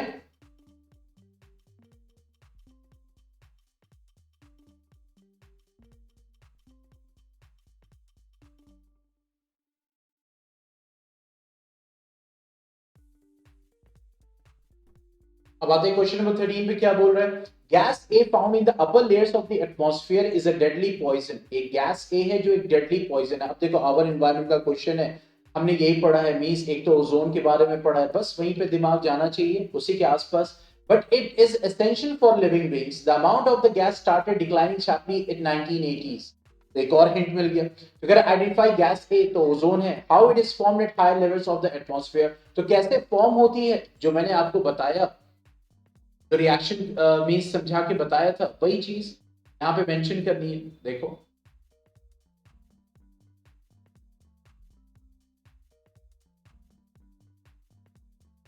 ठीक है, गैस इज ओजोन। तो ये लिख दिया, alternatively accept the formula of the gas. यानी ये टीचर को कहा जा रहा है कि अगर उसने फॉर्मूला भी लिख दिया गैस ए इज O3, तो वो भी आप करेक्ट मानेंगे। ठीक है, नेक्स्ट वन क्या बोल रहा है, ozone at the higher levels of the atmosphere is a product of UV radiation acting on an oxygen molecule. Higher energy of UV radiation split, जो मैंने आपको रिएक्शन बताया था। ठीक है, higher energy UV radiation split some molecular oxygen, यानी कि जो ऑक्सीजन होता है, अब ये यूवी रेडिएशन इस पे पड़ी तो ये O प्लस O में चेंज हो जाएगा। फिर उसके बाद O प्लस O2 क्या बन जाएगा, O3। ठीक है, पॉइंट समझ में आया।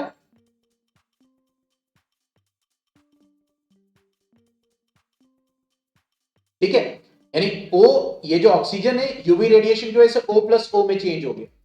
फिर उसके बाद O प्लस O2 क्या हो जाएगा, that will give you O3, ozone बन गया। ठीक है, फिर उसके बाद O3 UV radiation, it will become O2 plus O, again it will form O3, जो मैंने आपको रिएक्शन बताया था। ठीक है, तो the higher energy UV radiation split apart some molecule oxygen to free oxygen, these atoms then combine with molecular oxygen to form ozone. Alternatively, teacher से कहा जा रहा है कि अगर the following equations with the correct molecular formula, no mark to be assigned if molecular formula are not correct when only the equation is written। मतलब अगर बच्चे ने सिर्फ इक्वेशन लिखा है, मतलब ये सब नहीं लिखा, ये कहानी नहीं लिखी उसने, ये सब कुछ नहीं लिखा। देखो समझो, बोर्ड के चेकिंग पैटर्न को समझो। क्या बोल रहा है कि अगर बच्चे ने ये सब नहीं लिखा, लेकिन कैसे बनता है उसके लिए सिर्फ इक्वेशन लिखी है, सिर्फ इक्वेशन लिखी है, कोई स्टेटमेंट नहीं लिखा है, और वो इक्वेशन करेक्ट है, तो आप फुल मार्क्स दोगे, यानी 1 मार्क आपको मिलेगा। लेकिन अगर इक्वेशन लिखी है और उसमें कुछ गड़बड़ी कर देता है, यहां पे O लिख देता, O2 भूल गया, तो फिर अगर सिर्फ इक्वेशन लिखी है तो इस पे 0 मिले। और अगर टेक्स्ट के साथ इक्वेशन लिखी है और इक्वेशन गलत है, तो फिर थोड़ा बहुत मार्क्स कटेगा। तो बोर्ड के चेकिंग पैटर्न को समझो। इसीलिए जब बच्चे समझ नहीं पाते इन सारी चीजों को, तो फिर ज्यादा से ज्यादा लिख के आते हैं। Yes Sheeza.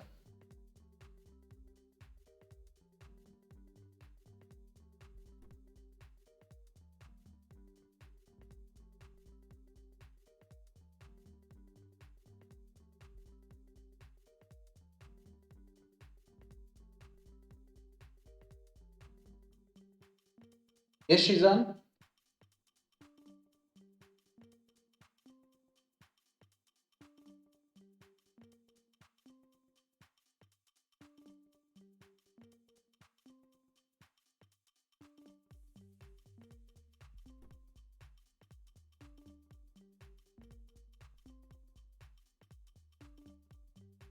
Okay okay okay, ठीक है। अब आगे बोल रहे हैं, why is it essential for living beings, state the cause for the depletion of the gas. तो क्यों जरूरी है और इसके डिप्लीशन का कॉज लिखिए। तो ozone shields on the surface protects living organism from ultraviolet radiations raised by the sun, यानी यूवी रेडिएशन से बचाते हैं। आप चाहे तो यहाँ पे ऐड भी कर सकते हैं, मींस जो कि कैंसर कॉज करता है, रेडिएशन कॉज करता है। If you want you can add it slightly here, because half mark is there only। Okay, what is the cause of depletion, that is chlorine, this has to be mentioned very importantly, means it has to be very prominent। Okay, CFCs which are used as refrigerant in fire extinguishers lead to the depletion of ozone layer। तो यहाँ पे इन्होंने as a refrigerant in fire extinguisher यहाँ पे ये reason दिया है। ठीक है, आप यहाँ पे रेफ्रिजरेंट लिख सकते हैं, जेट्स लिख सकते हैं, एसीज लिख सकते हैं, एक दो यहाँ पे इक्विपमेंट्स को ऐड कर सकते हैं जिसकी वजह से सीएफसीज प्रोड्यूस हो रही हैं और वो इसको कॉज करती है। यहाँ पे कोई रिएक्शन और इस टाइप के यहाँ पे लिखने की जरूरत नहीं है, सीएफसी से कैसे वो जाके कैसे स्कैवेंज कर रहा है, कैसे जो क्लोरीन रेडिकल जो है काम कर रहा है, क्योंकि वो सब उतना डिटेल नहीं है, ठीक है।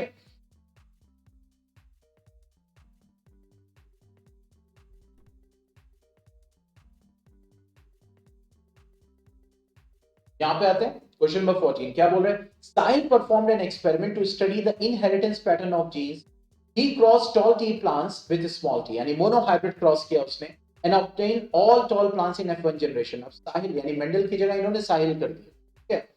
What will be the set of genes present in F1 generation? F1, अब देखो 1 मार्क है, F1 जनरेशन में क्या सेट ऑफ जीन होगा? तो जब आप कैपिटल टी को स्मॉल टी से हाइब्रिड करते हैं यानी क्रॉस करते हैं, तो आपको F1 जनरेशन में सब के सब कैपिटल टी स्मॉल टी मिलते हैं। तो देखो यहां पे आंसर क्या लिखा हुआ है, capital T small T, that's it. क्योंकि ये पूछ ही रहा है यहां पे कि what will be the set of genes, so that will be capital T small t, that's it. Okay, you will get 1 mark full. Coming to the next, give reason why only tall plants are observed in F1 progeny. Reason बताइए क्यों सिर्फ tall plant ही हमें दिखते हैं? क्योंकि जो combination है, जो जीनोटाइप है F1 जनरेशन का, वो कैपिटल टी स्मॉल टी, और जो डोमिनेंट ट्रेट होता है यानी डोमिनेंट जीन होता है, वो रिसेसिव को एक्सप्रेस नहीं करने देता। तो इस वजह से कैपिटल टी होने की वजह से सिर्फ और सिर्फ कैपिटल टी एक्सप्रेस करेगा, यानी कि डोमिनेंट कैरेक्टर एक्सप्रेस करेगा। तो डोमिनेंट कैरेक्टर इन दोनों में कौन सा होता है, टॉल। तो उसी चीज को लिखा है यहाँ पे, traits like capital T are called dominant traits, while those that behave like small t are called recessive traits. Alternatively, मतलब एक तो ये रीजन दिया, कह रहे ऑल्टरनेटिवली आप क्या एक्सेप्ट करोगे, इस टीचर को बोला जा रहा है the definition of dominant and recessive traits, अगर बच्चे ने लिख दिया इसको रिलेट करते हुए, तब भी आप एक्सेप्ट करें उसको, you will give marks with examples. देखो यहाँ पे ना definition of dominant and recessive traits with examples of T and T respective, ठीक है, या तो ये ओके, या फिर accept the law of dominance with examples of T and T, यानी बच्चे ने अगर लॉ ऑफ डोमिनेंस लिख दिया और वहां पे कैपिटल टी और स्मॉल टी का एग्जांपल साथ में करते हुए एक्सप्लेन किया, तो आप 1 मार्क दोगे। अगर आप सिर्फ लॉ ऑफ डोमिनेंस लिखोगे आधा मार्क्स मिलेगा, अगर आप सिर्फ डोमिनेंट और रिसेसिव ट्रेट को एक्सप्लेन करोगे आधा मार्क्स मिलेगा। यहां पे समझो, यहां पे आपको कैपिटल टी यानी डोमिनेंट और रिसेसिव ट्रेट को रिलेट करते हुए आंसर लिखना है। पॉइंट समझ में आया, क्योंकि रीजन है।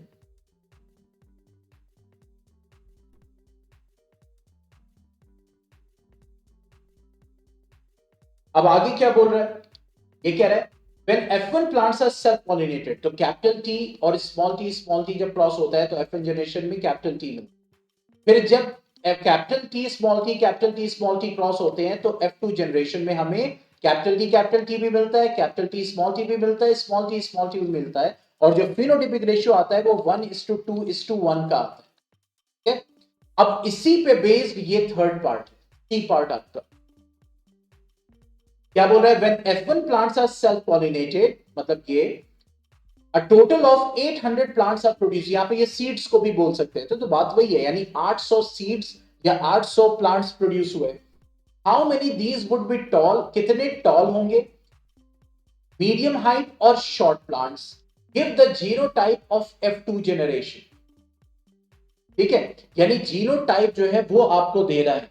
तो यहां पे ये कह रहा है कि out of 800 plants 600 plants will be tall and 200 will be dwarf. क्यों, क्योंकि ये तो आपका जीनोटाइपिक रेशियो है ना 1:2:1, और अगर फिनोटाइपिक रेशियो की बात करोगे तो वो 3:1 होता है, यानी 3 रेशियो किसका होता है, टॉल का, 1 रेशियो किसका होता है, डॉफ का। तो यहाँ पे 3:1 800 का निकाल लो, तो टॉल जो है 600 प्लांट हो जाएंगे, डॉफ जो है वो 200 प्लांट हो जाएंगे, यानी 600 प्लांट्स हमारे कितने होंगे, टॉल। अभी कह रहा है कि give the genotype of the F2 generation, genotype दीजिए, तो दैट इज 1:2:1। यहां पे वही आप लिखेंगे capital T is to capital T small T is to small T, that is 1:2:1।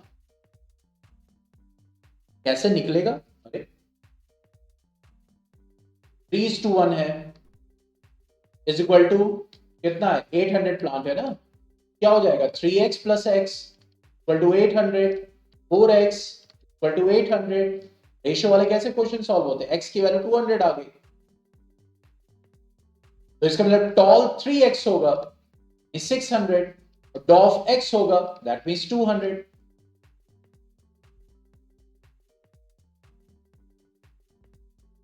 ठीक है, अब उसके 2 मार्क्स आपको मिल जाए।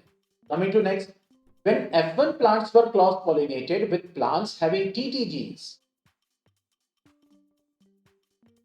अब देखो यहां पे F1 plants were cross pollinated, मतलब यहां पे सेल्फ पॉलिनेशन हुआ था। क्रॉस पॉलिनेशन का मतलब समझो, यहां पे था कैपिटल टी और यहां पे क्या था स्मॉल टी। ये जो हो रहा है ये है क्रॉस पॉलिनेशन।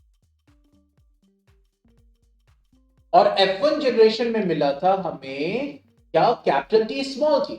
अब capital T small T into capital T small T जब किया आपने तो ये कहलाएगा सेल्फ पॉलिनेशन। पॉइंट समझ में आ रहा है?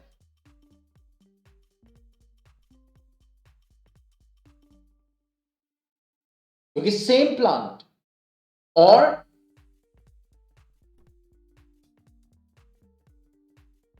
ठीक है, तो यहां पे कह रहा है कि F1 plants were cross pollinated with plants having T genes, small t. मतलब यहां पे कुछ अलग आपको दिया। क्या बोल रहा है, F1 प्लांट्स में कौन से आए थे, कैपिटल टी स्मॉल टी। तो कह रहा है capital T small T cross pollinate हो रहा है स्मॉल टी से।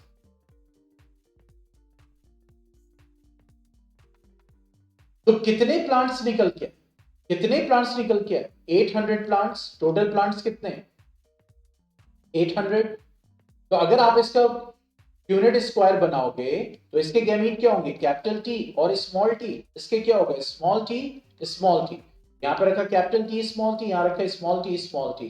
देखो क्या आएगा, capital T small T, capital T small T, small T small T, small T small t. मतलब 50% टॉल और 50% डॉर्फ, ये रिजल्ट है। समझ में आया? कह रहा है F1 plants were cross pollinated with small T. तो F1 प्लांट्स का क्या जीनोटाइप था, कैपिटल टी स्मॉल टी। तो उसको स्मॉल टी से क्रॉस कराया जा रहा है।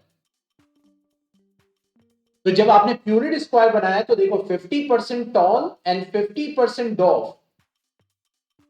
ठीक है, आगे क्या बोल रहा है, how many of these will be tall, medium height और short, give the genotype of F2 generation. तो जैसा मैंने आपको बताया 50-50%, 50-50%। तो इसका मतलब 800 प्लांट्स में से 400 प्लांट्स टॉल होंगे और 400 प्लांट्स डॉर्फ होंगे।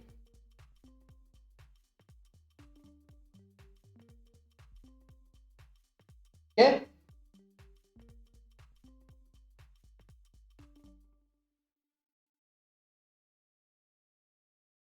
आगे क्या बोल रहा है, give the genotype of F2 generation. तो अगर F2 जनरेशन की बात करेंगे तो यहां पे यही तो है, ये तो F1 जनरेशन से आया था प्लांट।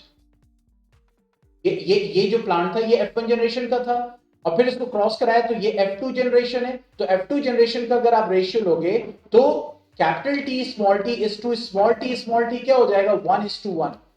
और अगर फिनोटिपिक रेशियो भी लोगे टॉल इज टू डॉफ तो इसका भी रेशियो क्या हो जाएगा, 1:1।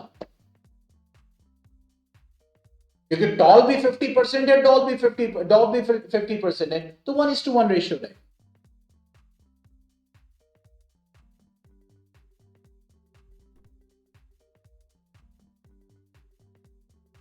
ठीक है, तो इस टाइप से, हालांकि आप कहेंगे कि ये बहुत ही सिंपल, क्योंकि ये खुद बोल रहा है कि F1 प्लांट्स, वही मैंने कहा था सिंपल लॉजिकल रीजनिंग्स, वो माइंड में आपको रखना है।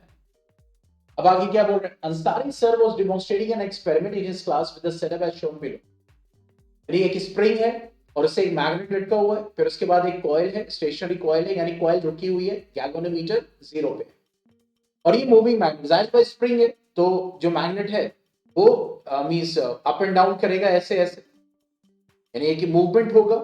और जब मूवमेंट होगा तो ऑब्वियसली करंट डेवलप करेगा। तो कह रहा है magnet is attached to a spring, the magnet can go in and out.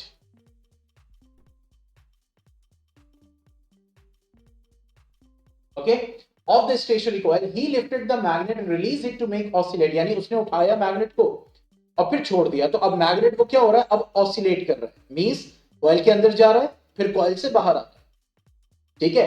तो अब जो इलेक्ट्रोमैग्नेटिक इंडक्शन था उसको माइंड में रखिएगा। याद कीजिए मैंने आपको बताया था, मान लीजिए कॉइल है और मैग्नेट है, मैग्नेट को आप कॉइल की तरफ मूव करोगे, ठीक है, तो एक करंट डेवलप करेगा। अब उसके बाद जब आप मैग्नेट को दूर ले जाओगे तो करंट अपोजिट डायरेक्शन में फ्लो करेगा, ठीक है। तो यहां पे वही चीज है कि he lifted the magnet, release it to oscillate through the coil. Based on your understanding, answer the following questions. So what is the principle which Ansari sir is trying to demonstrate? यानी किसको वो demonstrate करना चाह रहे हैं? तो obviously electromagnetic induction, that is the concept, okay? यहाँ पे लिखेंगे हम, sir is trying to demonstrate the principle of electromagnetic induction. Next, what will be observed when the magnet start oscillating? क्या observation दिखेगा आपको galvanometer में? Explain the reason behind this observation. So there will be an induced current, एक तो current develop करेगा इन the coil. अब देखो ये जो टर्म है ना इंड्यूस करंट, ये बहुत इंपॉर्टेंट है क्योंकि जो मैग्नेटिज्म से करंट प्रोड्यूस होता है that is induced current, okay. In the coil due to relative motion between the magnet and the coil, changing the magnetic field around the coil generates induced current. क्योंकि हमें जानते हैं कि current कैसे induce होता है, due to the change in the magnetic flux. और magnetic flux क्या होता है कि number of magnetic field lines, okay. तो जब उसके मींस मैग्नेटिक फ्लक्स में चेंज आता है तो मैग्नेटिक फील्ड का होना करंट इंड्यूस नहीं करता, मैग्नेटिक फील्ड के चेंज होने यानी कि वहां जो चेंज आ रहा है उसकी वजह से करंट इंड्यूस होता है, फोर्स लगता है, इलेक्ट्रॉन मूव करता है और वो करंट बन जाता है, ठीक है। तो कह रहा है that changing the magnetic field around the coil generates induced current. Consider the situation where the magnet goes in out of the coil. State two changes which could be made to increase the deflection in the galvanometer. अगर आप deflection यानी अगर मान लो इतना हो रहा था और आप इतना करना चाहते हैं, यानी deflection ज्यादा कब होगा जब करंट ज्यादा होगा। तो क्या कैसे आप कर सकते हैं, तो करंट इसके ऊपर डिपेंड करता है मैग्नेटिज्म में। तो या तो आप मैग्नेटिक फील्ड यानी स्ट्रॉन्गर मैग्नेट यूज करो या फिर आप नंबर ऑफ टर्न्स को बढ़ा दो। ये जो नंबर ऑफ टर्न्स है उसको आप बढ़ा दो तो करंट की वैल्यू बढ़ जाएगी। तो मैग्नेट का पावर यानी स्ट्रॉन्ग मैग्नेट को यूज करो और नंबर ऑफ टर्न्स को बढ़ा दो तो फिर उसका डिफ्लेक्शन बढ़ जाएगा। आगे क्या बोल रहा है, is there any difference in the observation in the galvanometer when the magnet swings in out of the stationary coil? Justify your answer. अभी बस वेट कर लीजिए, ठीक है। तो जस्टिफाई योर आंसर ये कह रहा है कि क्या गैल्वेनोमीटर में जो है मींस ऑब्जर्वेशन में जो कोई डिफरेंस आएगा when the magnet swings in and out of the stationary coil? Justify your answer, यानी ये दूसरा। तो अब देखो यहां पे ये जो सी है ना, इस सी में ये दो ऑप्शंस है, तो या तो आप ये करोगे या तो ये करोगे।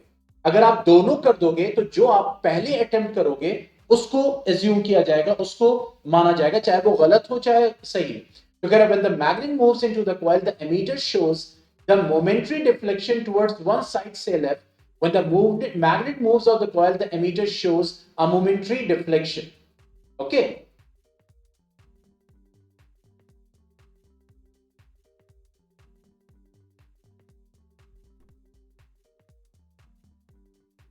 Towards the right. This is due to the change in the magnetic flux associated with the coil. Alternatively, the flux increases when the magnet goes in and out and decreases when magnet goes out. तो इसमें से कोई भी आप reason को mention करके लिख सकते हैं, ठीक है। देखो यहाँ पे गैल्वेनोमीटर था, आंसर में एमीटर था, पता नहीं कैसे ये कर रहे हैं। तो यहाँ पे साइंस सैंपल पेपर आपका डिस्कस होता है, कल मैथमेटिक्स का करेंगे और will try to wind up within 1 or 2 days, ठीक है। Okay, anything you want to say, you want to share or discuss?